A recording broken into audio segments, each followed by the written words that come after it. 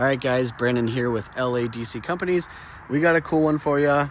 We're going to take all the guesswork out of you, looking up all the different case loaders and walk you through these 4 different compact case loaders to give you an idea of what they are, what's the difference is, are they worth it, or should you look at a different brand or even just a different model. Starting off on this right-hand side, we have what is the 321F. So this is their largest compact under def. So this is 13,300, I think, of your operating weight, and a 74 horsepower machine. Jumping over to the left, we have what is its little brother, the 221F. This is basically the same machine as a 321F. The biggest difference being that there is about 1,000 pounds of operating weight difference. So this is like 12,500. That one's 13,300. You know, that's the biggest difference is the weight. And I think there's a little bit of a height difference between this and the 321F as well. But same 74 horsepower, about $10,000 to $12,000 difference in price. So you can make the judge if you think that's worth it. I'll get a little bit into that. We have now what we call the skid killers. This is the smallest compact that you can get. Well, I shouldn't say that anymore. There is a smaller one now that you can make for sidewalks, but we're looking at a skid killer. These are your machines. These were $61,000. Right here we have a 21F, which is just their normal smallest machine, 61 horsepower, 9,500 pounds operating weight. And right here we have what is the 21F XT, so the extended lift. So this boom is longer than that boom, get a little bit higher lift out of it. Same 61 horsepower, same weight. That's just the difference. I also think it sits a tad taller. Nothing too crazy, but a little bit taller on the XT is over just a normal 21F. And again, a lot of that can come down to tire sizes, and obviously you can order your machines with whatever kind of tires, and a lot of them with different sizes. Just depends on how you order them. One thing I do like about what our local case dealership does with all of their, at least the 321Fs, these come with the high flow, standard flow option. So they just come this way.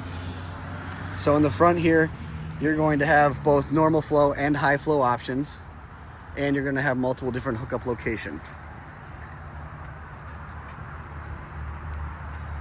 So that's a great option. You know, if you want to run blowers on them, you know, like the Erskine Extreme or a high flow blower, you can run it on your compact loader, which is awesome.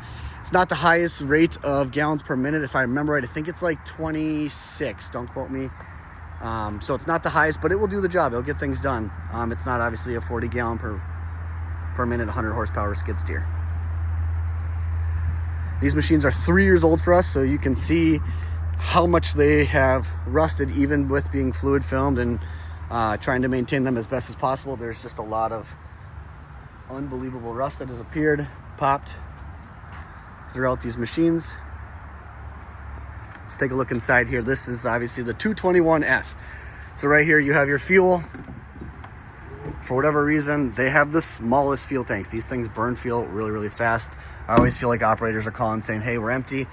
That just tends to be kind of the case problem. So here's your engine. Pretty easy to maintain, pretty easy to work on. You got your fuse panel over here, your toolbox, master switch, hydraulic levels.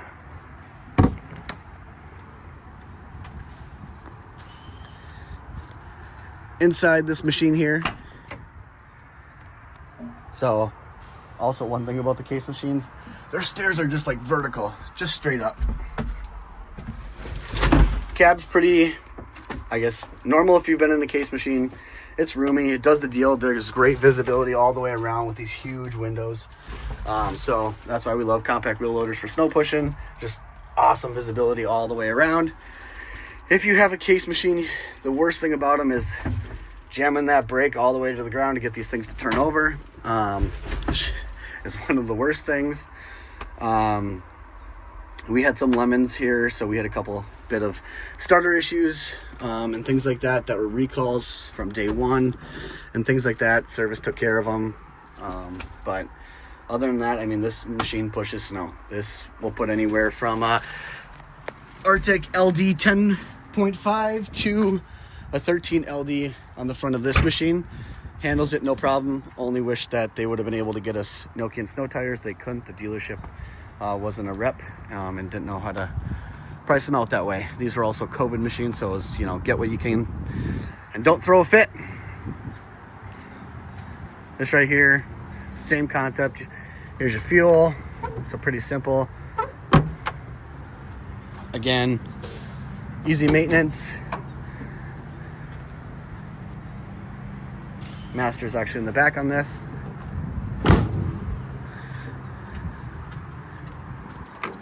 Cab itself only has one step. Obviously it's a smaller machine.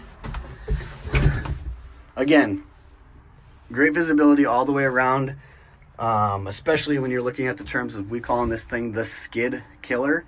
At 61,000, that's what, the same price as a 259 D3 Cat, or what would be a 650 Bobcat, or what is the 60 would be 324G John Deere wheeled skid steer. So would you rather be sitting in a skid, obviously surrounded with low visibility, cage all around you, or would you rather kind of be up and elevated this way? Obviously, I'm a loss of horsepower. Those skids are all 74 horse. This right here is only 61. You put a 10.5 LD Arctic on this thing, she pushes all day long. If you're on top of the weather, if it's a light fluffy snow, you actually can run it with a 12. We ran the big winter, the 109 a couple years ago. This had a 12.5, or the 13, sorry, LD Arctic on it.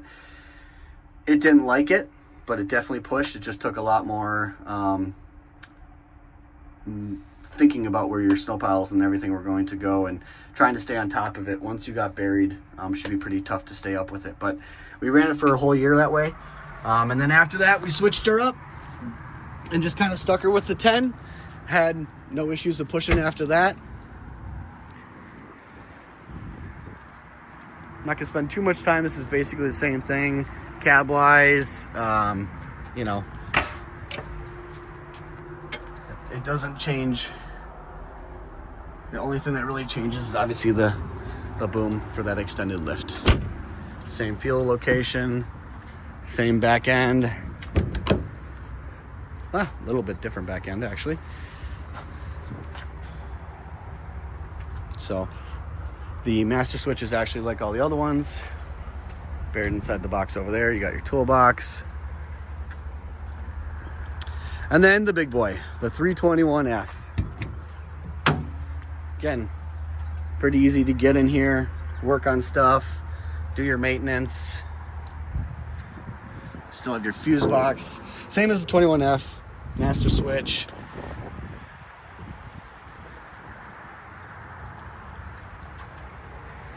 Two steps straight up.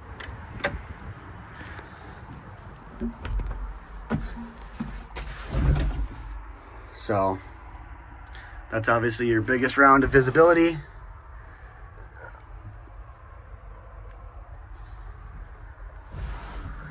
All the way around, and this is the biggest one at the 321F.